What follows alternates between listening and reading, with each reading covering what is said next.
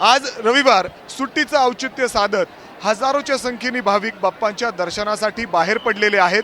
आता आपण पुण्यातील श्रीमंत दगडूशेठ हलवाई गणपती बाप्पांच्या मंदिरासमोर आहोत आणि आपण जर भाविकांची गर्दी बघितली तर तोबा गर्दी या ठिकाणी दर्शनासाठी झालेली आहे। जिथपर्यंत आपली नजर जाईल तिथवर फक्त आपल्याला भाविकांची या ठिकाणी रांग पाहायला मिळते। मोठ्या प्रमाणात गर्दी झालेली आहे।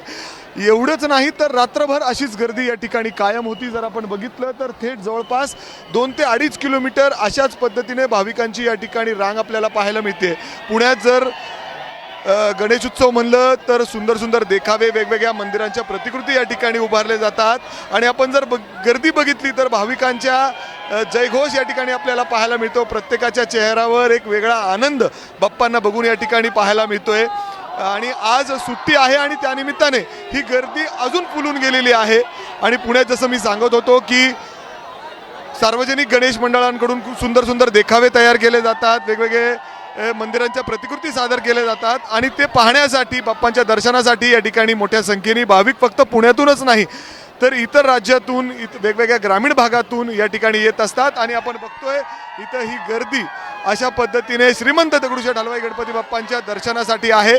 आणि जर आपण बघितलं तर यंदाच्या वर्षी श्रीमंत दगडूशेठ हलवाई गणपती बाप्पांच्या या मंदिराने जटोली, जे हिमाचल प्रदेशमधील महादेवाचं मंदिर आहे, त्याची हुबहू प्रतिकृती या ठिकाणी साकारलेली आहे। आणि बाप्पांची ही सुंदर मूर्ती जर आपण समोर बघत असाल तर या मंडपात देखील मोठ्या प्रमाणात भाविकांची गर्दी आपल्याला पाहायला मिळते। अतिशय शिस्तबद्ध पोलिसांकडून या ठिकाणी बंदोबस्त करण्यात आलेला आहे।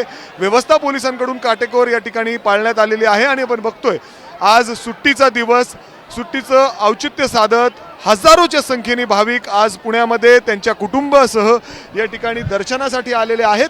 आणि मी तुम्हाला ते दाखवतोय पुण्यातील ही गर्दी जी आपण बघतोय। माझ्या मागं जर आपण दाखवलं तर ही गर्दी, अनेक वेगळा उत्साह, बाप्पांचा जयघोष या ठिकाणी ऐकायला मिळतंय। आणि आपण बघतोय जिथपर्यंत आपली नजर जाईल तिथवर पुण्यातील या सगळ्या रस्त्यांवर, अनेक मंडळांच्या बाहेर अशाच पद्धतीने गर्दी पाहायला मिळते आणि प्रत्येकाच्या मुखात एकच गणपती बाप्पा मोरया हा जयघोष या ठिकाणी ऐकायला मिळतोय। कॅमेरामॅन राजेश बिडकरसह मी मिकी घई, एबीपी माझा, पुणे। एबीपी माझा, उघडा डोळे बघा नीट।